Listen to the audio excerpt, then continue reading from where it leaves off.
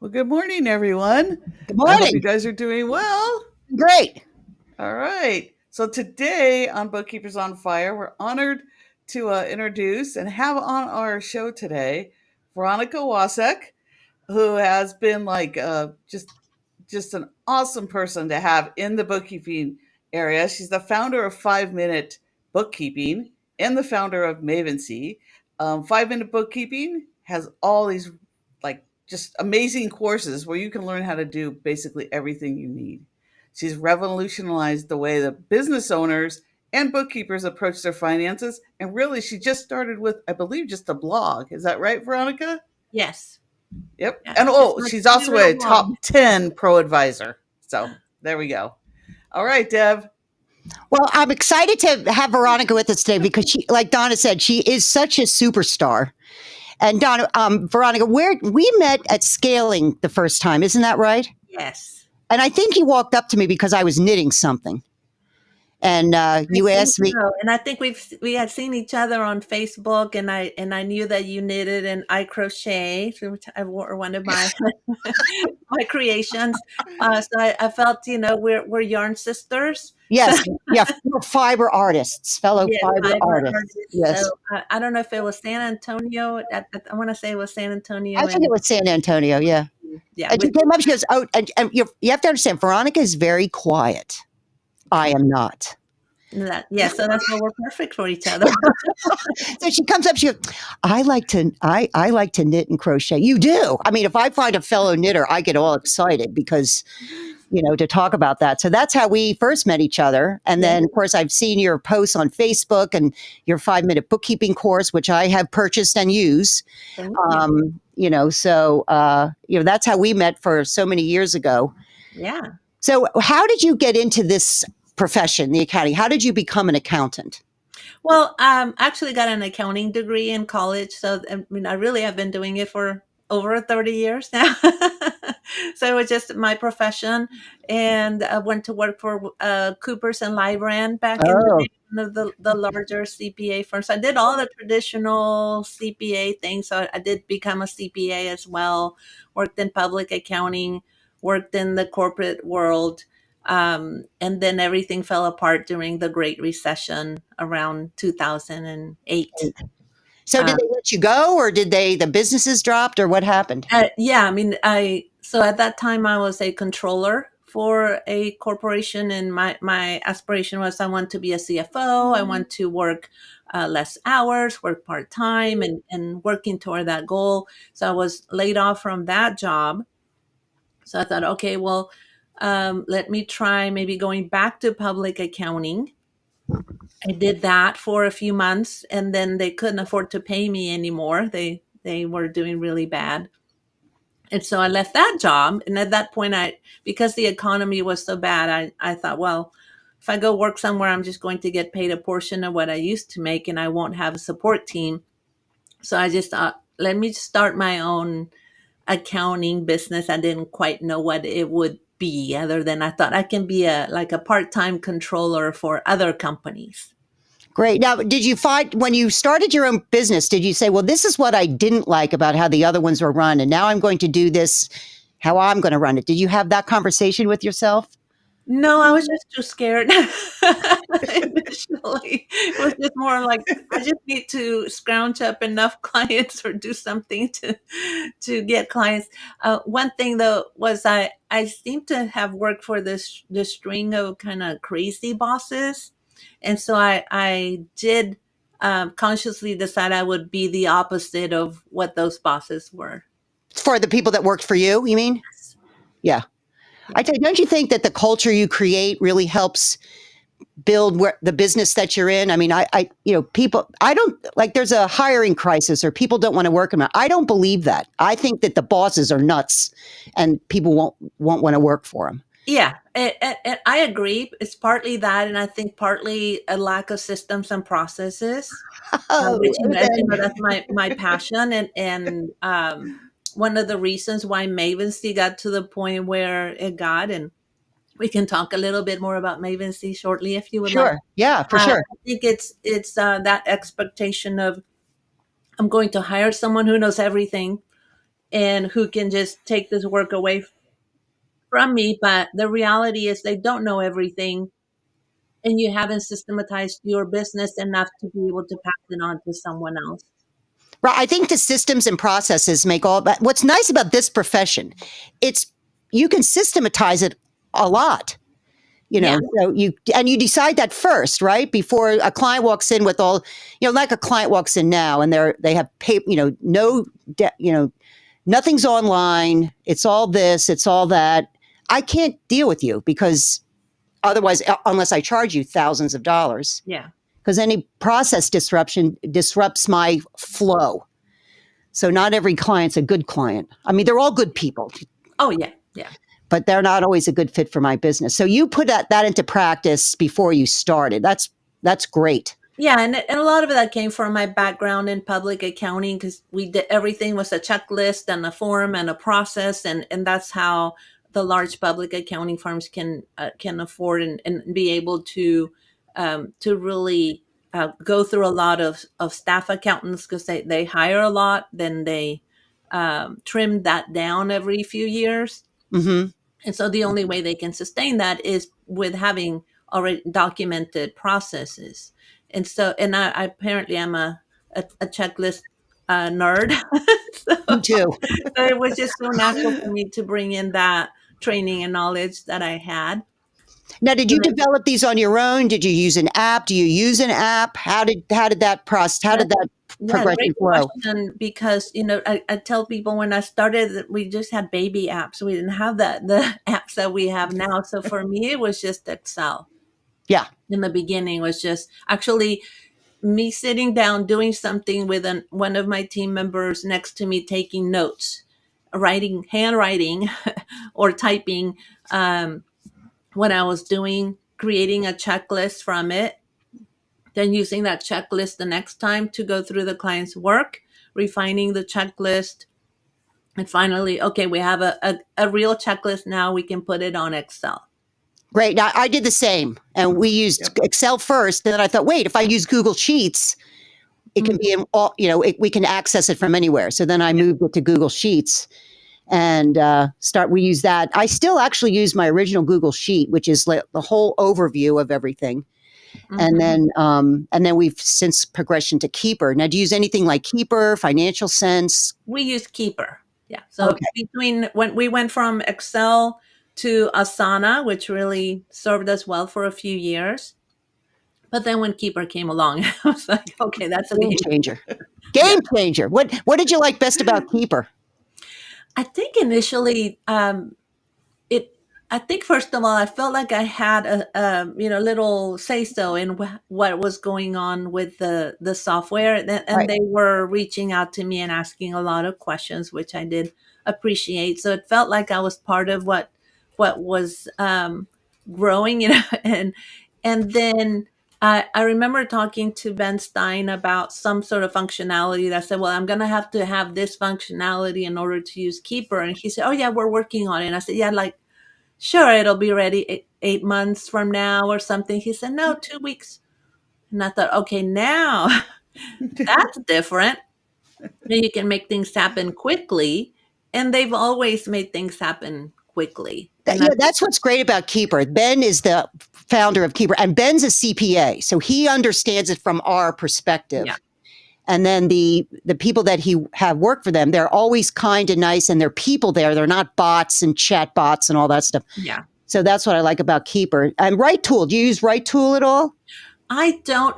The team at Mavency does to some extent. I just because I was too far removed from the operations by the time Right Tool came out. I think I used like a couple of its features, but I'm not a Right Tool geek. Right, well, Right Tools has the same response time as Keeper does. So, I mean, if any app guys are listening, be responsive to us that ask, because we know what we need.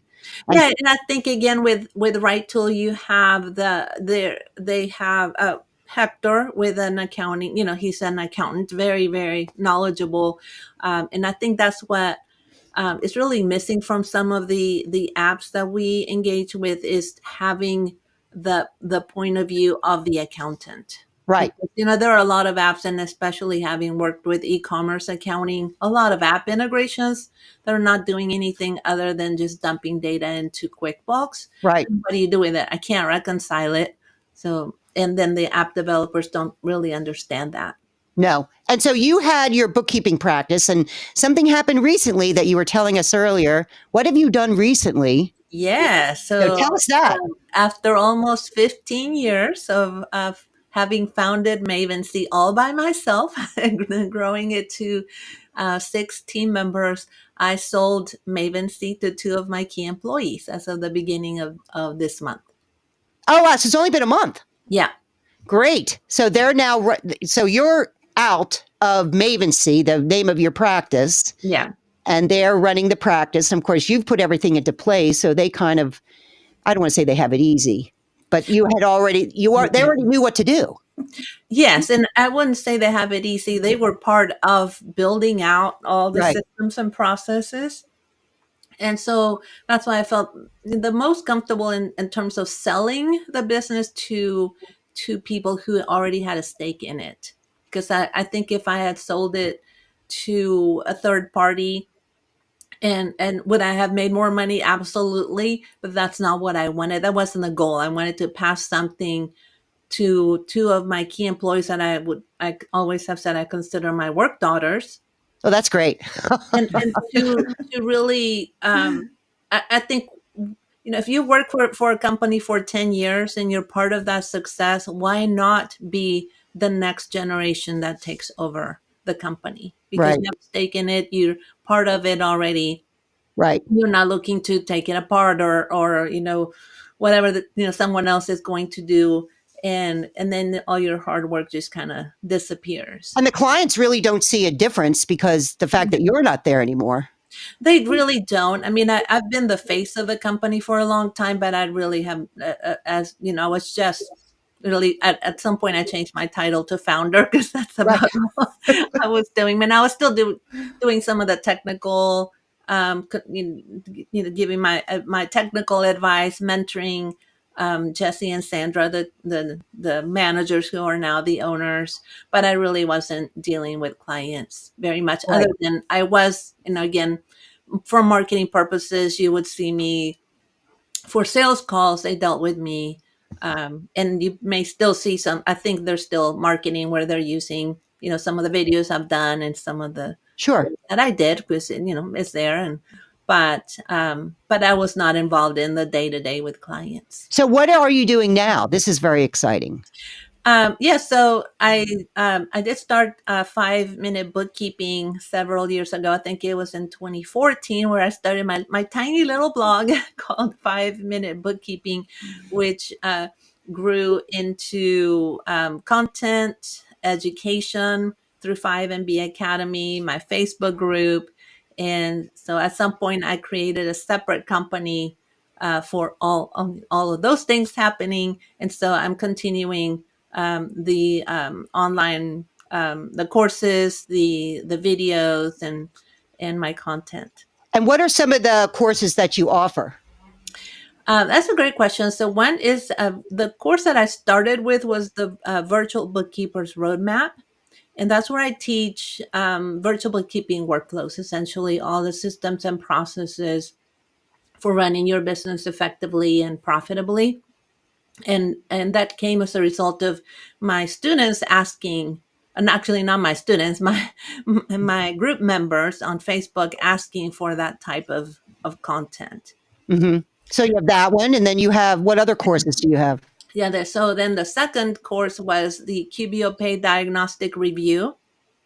That's a big one. And so that's, again, for popular demand. Can you teach us your diagnostic review system, which I did.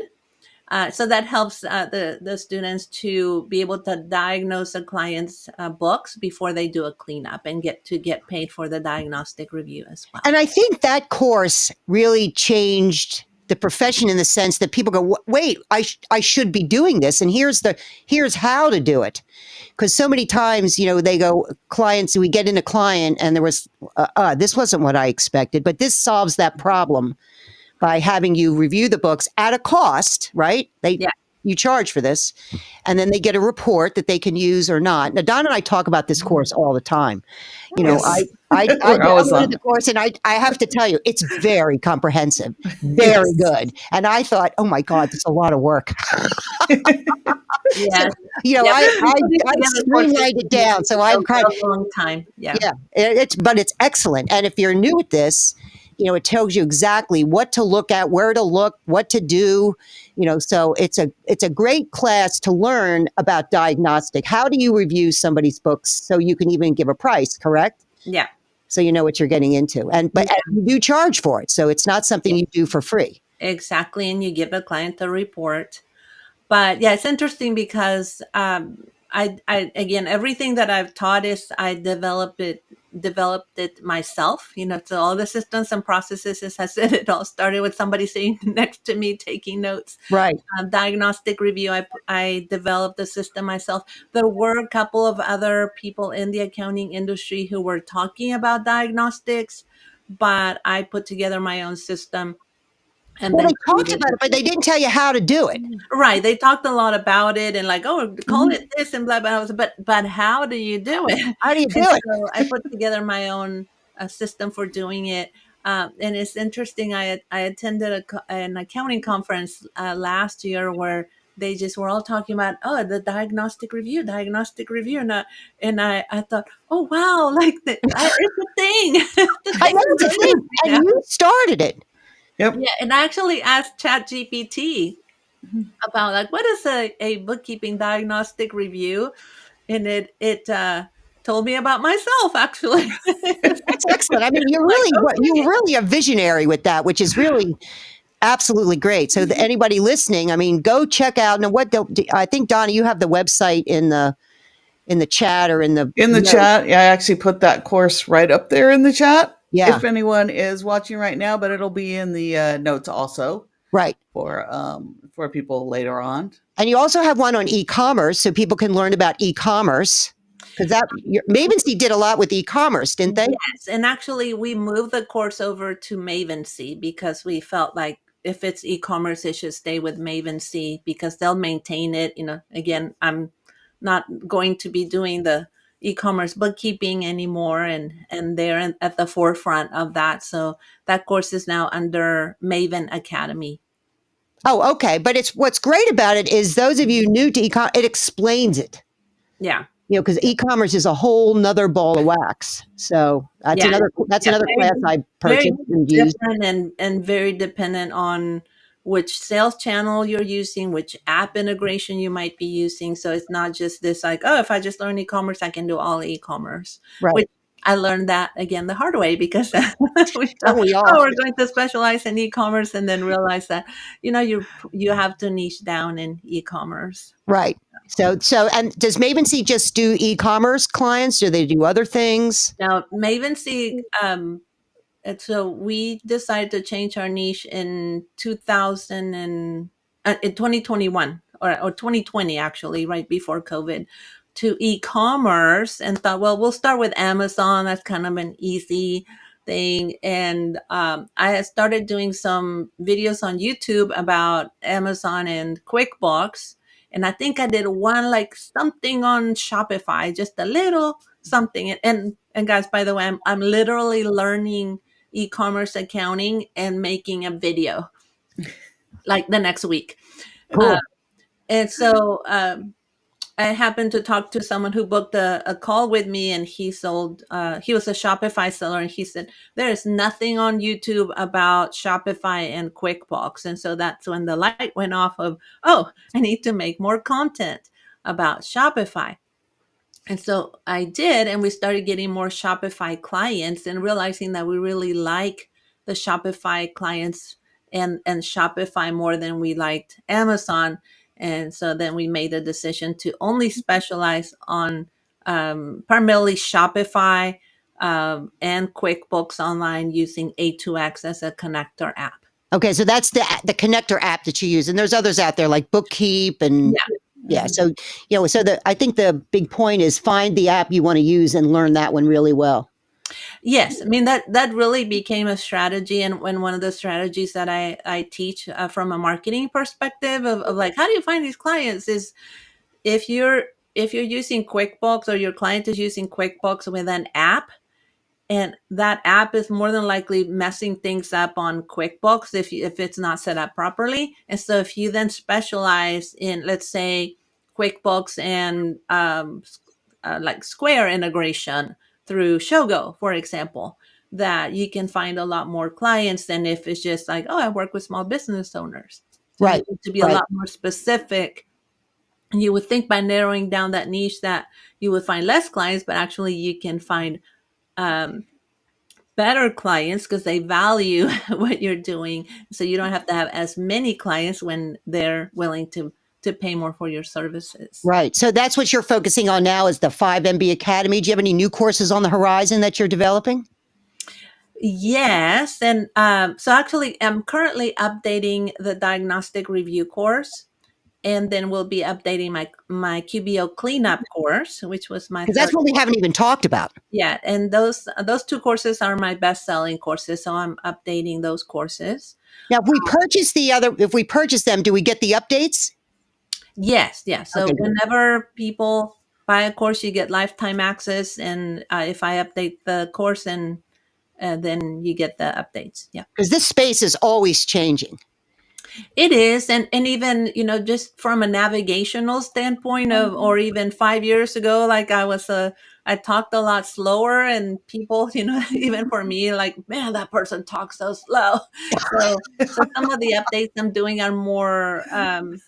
I wouldn't say it's necessarily new information because really the systems, the methodology is still the same. It's just more of helping maybe that younger person taking the course to have a better experience. Right. Because even the look of QBO changes all the time. I remember when the little plus sign was on the right Yeah. and then they moved it to the left. And I Yeah. think now there's a plus sign again on the right and the left. Last Yeah. time I And I looked. remember getting calls from, where's my plus sign? I go, okay, look over to the other side. Oh Yeah. my gosh. Duh.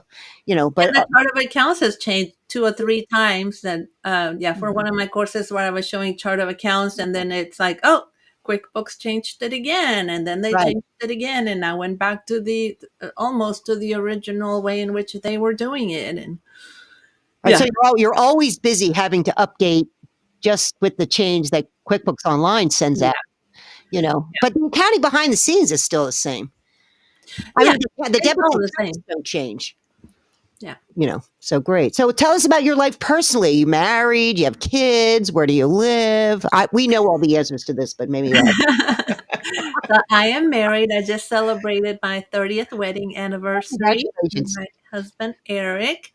We live in Sugarland, Texas, outside of Houston, and we do not have any children, but we have nieces and nephews that we unspoil, is like what we like to say. And actually now great nieces and nephews. Oh wow.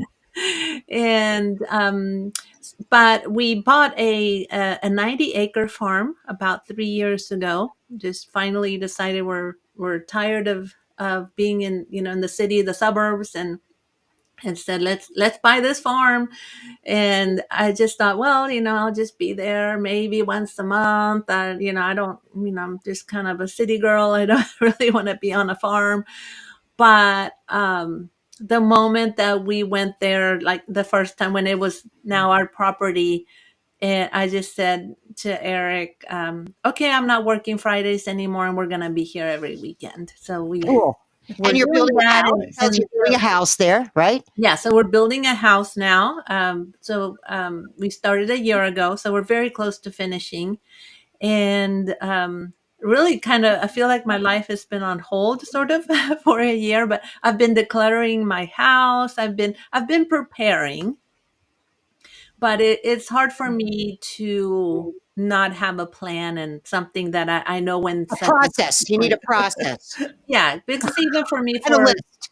for doing Checklist. Yep. courses that I need to know when are things going to happen, and so I put last year on hold, and I think it has helped to just like not put out a new course, and kind of prioritize all of the personal things happening in my life, and then the sale of Maven C as well. Right. Yeah, so I'm just waiting now, waiting And you patiently. have a barn. You were telling us you have a barn that has cows and chickens, and so she does have Um, children. They're called, they're yeah, four-legged ones. we have a barn, but no animals in it. It's just for Okay. my husband's toys. Yeah, so Does it's he- 3,000 square feet, and we don't have a lot in it yet, just because we haven't officially moved in. And every time you turn around, somebody accidentally threw something away. so, no. so we just thought, okay, we're not moving anything yet. But yeah, so my husband got his dream. We call it in Texas his shop instead of a barn, but it's a barn. And what does Metal. he do? What does he do? He was a computer programmer and developer, and I Okay. retired him in 2019. Great. Yeah, he fought it because I kept saying, that you can retire now.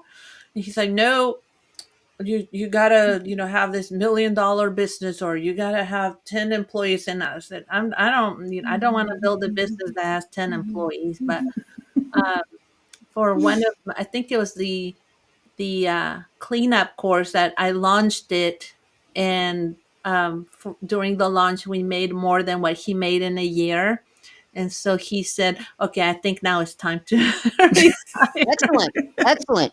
So those are your two big ones, the diagnostic one and which is the most popular class that you do? It's actually the diagnostic review and the cleanup together, because we sell a bundle. Okay. And any others that you're doing or that you like? I don't have the website up in front of Yeah, me. we have we started adding smaller courses and lower price courses. And so one of them is our engagement letters course, which is very popular as well. And then we have checklists, like a cleanup checklist and onboarding checklist. Just if you only want the checklist, then we have that. But Cool. the engagement letters is very popular also. Great. So, what would you tell a new bookkeeper coming up? Any inspiration for them that you would say, this, I recommend this? What would you tell them? Oh, wow. Um, I think if I could have talked to myself back in 15 years ago, I think it would have uh, been about, like, get past your fears, just feel the fear and do it anyway. Because even we all, I think, have felt like we're imposters, and they're going to know that I don't know anything. And when I started my business, I had been a CPA almost 25 years. I had had all of this professional experience, and I was still scared to death to start my own business. It is scary. It is very scary, and especially in those uncertain times when, like, I mean, am I going to make any money at this? I don't know, and I hate talking to people. I don't want to meet new people, and somehow I have to, like, sell things to and ask for money. Those were the things I was most scared about. How did you get your first client? How did you get that one? Well, I started networking, so that was through my networking Okay. relationships. Yeah. Great. And I know you attend conferences, and you speak at conferences. So you're coming to Scaling New Heights in, what is it, June this year? I never Yep. can remember. June of this year. And you're speaking at that one. What's your topic? This actually, it's a brand new topic for me. And I'm teaming up with Jamie Troll, who's another accounting YouTuber, and we're going to be talking about making video to promote your business and actually holding a workshop. So last year we kind of did a sort of a Q&A. This year we're doing a workshop to help people actually then come up with a concept of some of video and ideas for videos that they can make to promote their business, and then Great. helping them ideate through that. Now, are you going to talk about the equipment that you use? I hope you include that in your topic. What equipment, what you need, the software, Yeah, probably a little bit of Good. all of that, and if we don't have time, maybe just have a handout with a list of all the equipment that I use. I'm sure she uses different equipment. Sure. Great. I know, because Don and I are speaking at Scaling too. How As exciting! What are you guys co-teachers. talking What's about? our topic, Donna? I forgot. How to train your clients train because you your can't clients. fire them all. Yeah. Yeah. Which I love really has to do with processes. Yeah. It does, yeah. Yeah. And one of the things that I realized when I was updating the virtual bookkeepers roadmap course, which is systems and processes, was that we have so many problems with setting client boundaries, but a lot of the boundaries come from having your systems and processes in place. Right. Exactly. Exactly. Great. So any other, we're coming up on the half hour. So I want to thank you for taking your time this morning and coming and talk with us.